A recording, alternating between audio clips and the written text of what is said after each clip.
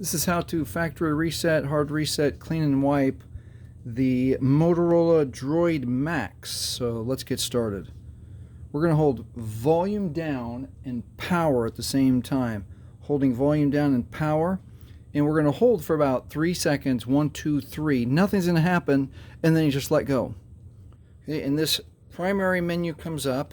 And you're going to need to pay attention. Volume up selects, volume down scrolls. So we want to volume down and we want to go to recovery. Oh, went too far.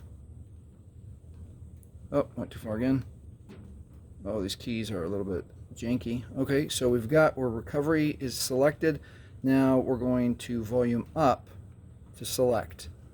And it's going to reboot and it's going to bring up the fallen Android. So just got to wait just a moment. Shouldn't take that long. It should just be, there we go. No command, fallen Android. So here, we're going to hold the volume up and then quick touch power. Volume up, quick touch power, and there's the familiar Android recovery menu. So from here, we're going to use the volume keys now and select wipe data, factory reset, and then now OK with power. And then scroll all the way down.